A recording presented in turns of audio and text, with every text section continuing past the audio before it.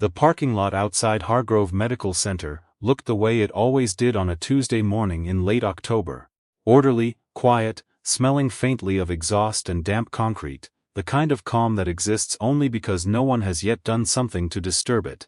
Then a rusted green pickup truck pulled in. It moved slowly, the way old trucks do when their steering pulls slightly to the left, and the driver has learned to compensate without thinking about it. The paint along the rear panel had gone a dull olive where the clear coat had peeled. One of the back taillights had a crack sealed with red electrical tape. In the bed of the truck, loosely covered with a tarp, sat a toolkit, 2 rolls of industrial cabling, and a child's rubber boot that had been back there so long it had become part of the landscape. The man behind the wheel was Warren Kolsick, 43 years old, widower, father of one 8-year-old girl named Bea, who that morning had eaten her toast in the shape of a dinosaur, because her father had cut it that way since she was 4, and she still asked for it every single day. His jacket was a Carhartt that had been washed so many times the brown had gone beige at the elbows.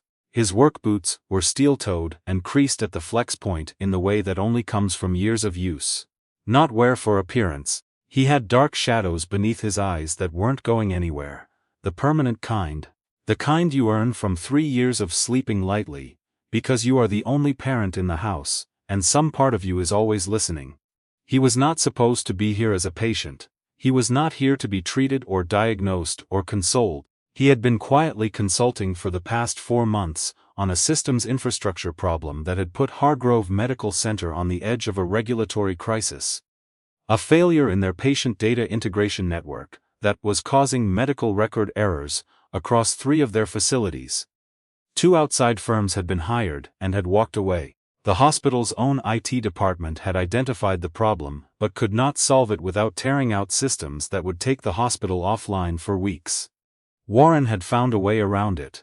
Not a shortcut, not a patch, an actual solution, the kind that fixed the root problem and left the architecture stronger than it had been before. He had been invited that morning for a final closed-door presentation with the hospital's executive leadership and their board of governors.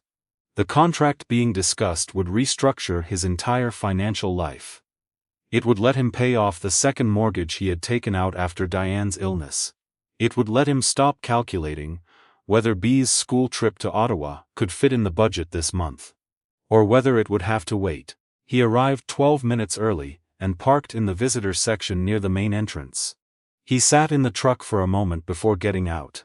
He did this sometimes, not out of hesitation, but because mornings were still the Zartazai. Diane had died on a Tuesday morning, 3 years ago, in March, when the snow was still on the ground and Bea had been at school. The day had looked completely ordinary from the outside. He had learned since then that ordinary-looking days could carry anything inside them. So he sat for a moment, breathed, and then opened the door. He was halfway across the parking lot when he heard someone behind him say, loudly enough to carry, "Whose vehicle is that?" He did not turn around immediately. He assumed it was directed at someone else. It was not. Suzanne Brielle was the chief operating officer of Hargrove Medical Center. She was 51, precise, and had built her reputation on a specific kind of efficiency, the kind that prioritized the visible. She managed the hospital the way she managed her calendar. Anything that didn't belong was removed. She noticed the truck the moment she stepped out of her car, a silver Lexus, that she parked in the same numbered spot every day, and the sight of it, that rusted, cracked light, tarp-covered truck, in the visitor section, next to the main entrance bothered her in a way she did not pause to examine. She spoke to one of the 2 security staff standing near the entrance doors. She told them the vehicle in visitor spot 4 did not meet the expectations of a medical center of this standing. She used the word optics. She said it twice. She did not ask who it belonged to. She did not check the visitor registry. She instructed them to have it towed before the board arrived. Warren was already inside checking in at reception when the tow truck backed up to his pickup and attached the hook. He came back outside 12 minutes later to retrieve a USB drive he had left in the center console. The drive contained the backup version of his full diagnostic presentation, and found the spot empty, just a faint oil smear on the concrete where the truck had been. He stood very still.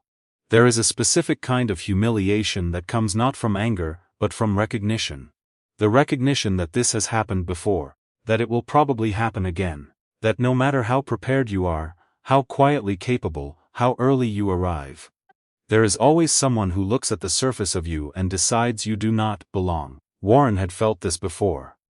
He had felt it at Diane's hospital, when a receptionist had assumed he was a delivery driver while he was waiting to speak with her oncologist. He had felt it at a client meeting years ago, when someone had asked if he was there to fix the photocopier. He had learned, over time, not to take it apart in the moment. There was no point. The moment asked something else of him. He looked at his watch. The presentation was in 22 minutes, the USB was gone with the truck, his laptop had the original file. He went back inside. The boardroom on the 4th floor had been designed to project institutional confidence. Floor-to-ceiling windows looking out over the river valley. Leather chairs in a deep burgundy. A credenza with bottled water and a plate of pastries that no one ever touched. There were 9 people in the room when Warren entered. 4 members of the Board of Governors, 2 department heads, the Chief Medical Officer, the Chief Financial Officer, and Suzanne Brielle herself, sitting at the far left of the table with a notepad, 2 pens and an expression that made it clear she had already decided what this meeting was. She did not recognize him. He had only been introduced to her once, briefly by phone, at the beginning of the consulting engagement. She had not been present for any of the working sessions.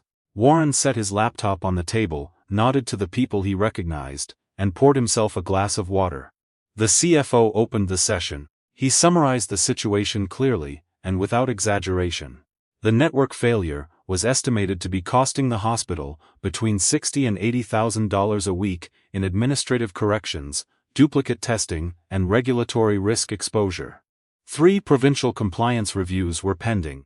The hospital's legal counsel had advised that without a documented remediation plan, they were looking at potential operational restrictions on 2 of their satellite clinics. Warren did not open with a slide.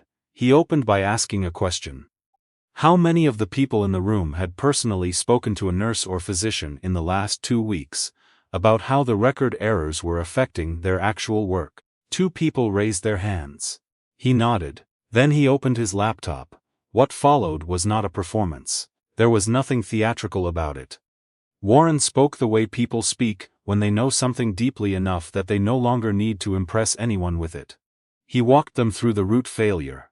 A conflict between 2 legacy data systems that had been integrated 4 years ago without proper mapping of exception states. He showed them exactly where the errors were generating, how they were propagating, and why every previous remediation attempt had failed to address the origin point. He then laid out a phased correction plan that would bring the first clinic network into compliance within 11 days. The second within 3 weeks, and the third within 40 days, without taking any system offline for more than a 4-hour maintenance window. The board member at the head of the table, a man named Gerald Foss, who had been on the Hargrove board for 16 years, leaned forward at the 20-minute mark, and did not lean back for the rest of the presentation. Questions came from every direction. Warren answered them all. Not quickly, not in a way designed to end the questions, but genuinely, completely, in a way that made each person's feel the question had been worth asking. The room had shifted. Anyone who had been in enough boardrooms knows what this feels like. The attention changes, the posture changes. The dynamic that existed when everyone entered the room is not the dynamic that exists now. Suzanne had not said anything yet. She was watching Warren with an expression that had started as detached evaluation and was now something else, something with more effort in it, as if she were trying to remember something she could not place. Then the CFO said the thing everyone in the room was thinking. What would it take to formalize an exclusive remediation partnership with Warren before the end of the week? Warren closed his laptop quietly. He said he needed to be somewhere by 3 o'clock to pick up his daughter from school. He mentioned briefly that he had run into a small logistical issue that morning. His vehicle had been towed from the visitor lot. He said it without heat, without accusation. He said it the way someone mentions weather. Then he said he was happy to continue the conversation, but he would need to sort out transportation first. The room went very quiet. It was Gerald who understood first. His eyes moved to Suzanne, then back to Warren.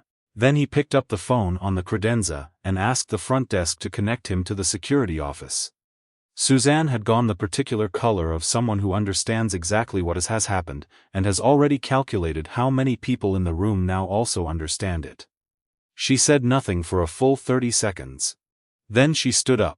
She walked around the table, and stopped a few feet from where Warren was closing his bag. She did not offer her hand at first. She stood there the way people stand when they are figuring out what kind of apology is required, not the kind you give to get past something, but the kind that costs something. "I ordered your vehicle towed this morning," she said. "I didn't verify who you were, I didn't ask. I made a decision based on nothing substantive, and I'm telling you directly that it was wrong." Warren looked at her. "I appreciate you saying that," he said. She nodded once. Then she said, "I'd like to fix it." Within the hour, his truck was located at a lot on the north end of the city. 2 members of the hospital's administrative staff personally drove out to retrieve it. When it came back, it had been washed, not at Warren's request, just someone's idea of the right thing to do, and it was parked directly in front of the main entrance, in the space reserved for visiting physicians. Gerald Foss walked Warren to the elevator himself. He shook his hand and said something that wasn't recorded anywhere, just between the two of them, in the particular privacy of a hallway conversation that both people will remember. Warren drove across town to pick up Bea at school. He was 4 minutes early, which almost never happened.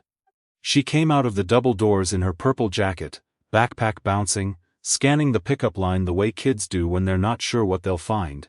She found the green truck, she ran to it, he got out and crouched down, and she went into him with her full weight, the way 8-year-olds do when they are not yet old enough to be measured about it. He held on a few seconds longer than usual. "You're early," she said. "I know," he said. "Did something good happen?" He looked at her. She had her mother's eyes, not the color, but the directness. Diane had always been able to read a room by reading a face, and apparently Bea had inherited that without being taught. "Yeah," he said. "Something good happened." He buckled her in. She still preferred the left buckle fastened first, always, since she was 4, and they stopped on the way home for hot chocolate at the Tim Hortons on Greenfield Avenue because it was Tuesday, and that had been the Tuesday thing since Diane died, their small Tuesday ritual, the thing they held onto. He ordered her a medium with extra whipped cream and himself a coffee, black, and they sat at the window counter, and she told him about a disagreement she'd had with her best friend over whether penguins could technically live in Canada if they wanted to. He listened. He laughed in the right places. He was entirely there. 3 weeks after that boardroom meeting, Warren signed a formal consulting agreement with Hargrove Medical Center. The contract covered not only the current remediation work, but a 12-month systems advisory role.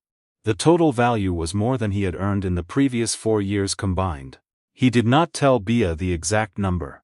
He told her that things were going to be easier for a while. She asked if that meant they could get a dog. He told her they could absolutely start talking about a dog. The first thing he did was pay off the second mortgage. Not the first, that still had years on it. But the second, the one taken out during Diane's final months, the one that had been a low-grade pressure in the back of his chest every single month for 3 years. The morning it cleared, he sat at the kitchen table with his coffee, while Bea was still asleep, and he did not feel triumphant or relieved, or any of the things he'd expected. He just felt still, quietly, properly still, for what felt like the first time in a very long time. He repaired the truck, new taillights, new steering linkage, the rust on the rear panel treated and sealed. He did not replace it. People around him assumed he would now that he could. Some said so directly, in that Canadian way of meaning well and saying the wrong thing. He just smiled and shook his head. The truck had taken Diane to her last appointment. It had taken Bea home from the hospital on the day she was born. It had sat in the driveway through every hard winter since. It knew the way to Bea's school, and to the Tim Hortons on Greenfield Avenue, and to the cemetery on the hill east of the city where Warren went. Sometimes alone, on Sunday mornings before Bea woke up. There are things that carry history that money doesn't replace. He knew this. Suzanne Brielle sent him a short note 6 weeks after the boardroom meeting. Not an email, an actual note, handwritten on hospital stationery. It said that she had been thinking about what had happened, and wanted him to know it had changed something in how she operated. She did not ask for absolution, she did not over-explain, she just said it plainly and signed her name. Warren read it twice, set it on the counter, and then put it in the small wooden box where he kept things he wanted to keep. Inside Hargrove Medical Center, the story moved through departments the way real stories do, in institutions. Not as gossip, but as one of those things that people pass along, because it means something. A COO had ordered a consultant's vehicle, towed from the visitor lot, because the truck looked wrong to her. That consultant turned out to be the only person capable of solving the problem that was costing the hospital hundreds of thousands of dollars. The vehicle came back washed. He was walked to the elevator by the chair of the board. Different people took different things from it. Some talked about assumptions. Some talked about what competence actually looks like, versus what we've trained ourselves to expect it to look like. Some just said, quietly, that they hoped they would have the self-awareness to do what Suzanne had done. To stop and say it plainly, without deflection, to the person who had been wronged. And every morning, in the parking lot outside Hargrove Medical Center, if you happened to be arriving at the right time, you might see a rusted green pickup truck, pulling slowly in. The taillights were new now, and the rust along the rear panel had been treated. But it was still the same truck. Bea had asked him once, on a Tuesday at the Tim Hortons, why he didn't just get a new one. He had thought about it for a moment, turning his coffee cup in his hands. Because the old one still goes, he said. She accepted this completely, the way children accept things that are actually true, and turned back to her hot chocolate. Outside, the October light came through the window at that low angle it gets in the afternoons, up here, and it caught the windshield of the green truck in the parking lot, and for just a moment the whole thing seemed to hold some kinds of light it had no business holding.